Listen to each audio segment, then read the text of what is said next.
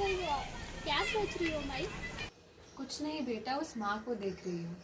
कितने प्यार से वो अपने बच्चों को खाना खिला रही है। हाँ माई, कब से मैं भी उन्हें ही देख रहा हूँ। वो माँ अपने बच्चों को अपने हाथों से खाना खिला रही है। खिलाते खिलाते पूरा डिब्बा खत्म हो गया, लेकिन उसने उससे खुद एक निवाला तक नहीं खाया। माँ है ना, इसीलिए अपने बच्चों को खाना खाता देख के उसका पेट भर जाता है। दीपक, तुम्हें याद है, इसी तरह मैंने तुम्हें और तुम्हारी हजारों भाइयों बहनों को भूख मांग कर खिलाया था। एक माँ ही इतना बड़ा काम कर सकती है। माँ से बड़ा इस दुनिया में कोई नहीं। जो भी तुम्हारे हाथ में है उसे दूसरों में बांटना सीखो।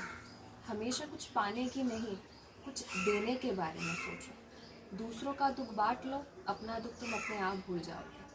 खुद के लिए तो हर कोई जीता है, तुम दूसरों के लिए जी के देखो। यकीन मानो, जीना आसान हो जाएगा।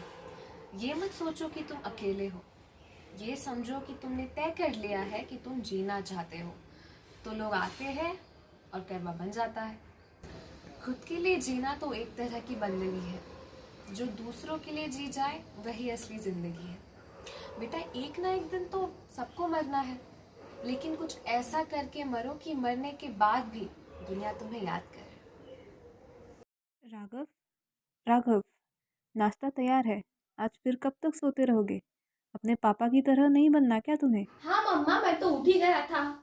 और ये क्या, आज टिफिन में फिर से रोटी? काम करता हूँ, ये टिफिन डस्टबिन में डाल देता हूँ और पिज्ज़ा ऑर्डर कर दूंगा।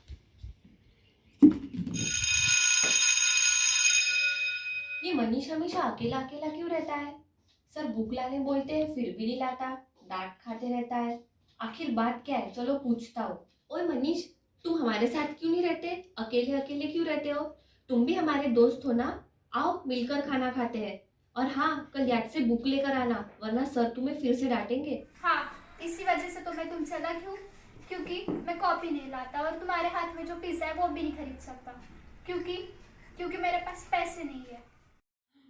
हे भगवान, जिस रोटी को मैं डस्टबिन में फेंक के आया, उस रोटी के लिए कितने लोग तरसते हैं।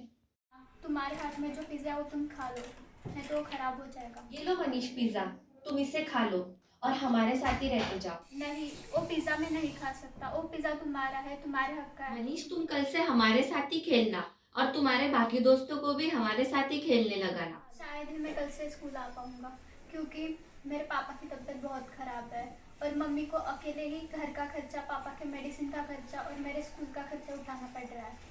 तो शायद मुझे कल से काम पर जाना पड़ेगा। बाय। और हाँ, थैंक्स, एटलीस्ट तुमने मुझसे पिज़्ज़ा शेयर करने के बारे में सोचा तो, और मुझसे बात तो की। नहीं तो बाकी लोग तो मुझसे बात भी नहीं करते। मैं तुम्हारा दोस्त ही हूँ ना, क्या मैं तुम्हारी मदद कर सकता हूँ? तुम्हारी मर्जी, मैं तो कुछ नहीं कह सकता। मुझे तो स्कूल अब छोड़ना पड़ेगा। पापा, क्या मुझे थोड़े पैसे मिल सकते हैं? मुझे मेरी दोस्त की मदद करनी है। नहीं, कोई ज़रूरत नहीं है बेटा। ऐसे किसी की बातों में नहीं आते। तुम अब अपनी पढ़ाई पे ध्यान दो तो ज़्यादा बेहतर होगा तुम्हारे लिए। मुझे कुछ करना ही होगा। मेरी पॉकेट मनी से जितना हो सके मैं उतना हेल्प करने की कोशिश करता हूँ। शाबाश बेटा, आज तुमने तो हमारी आंखें खोल दी। अब तो मैं बड़ी गर्व से कह सकूँगा कि तुम मेरे बेटे हो।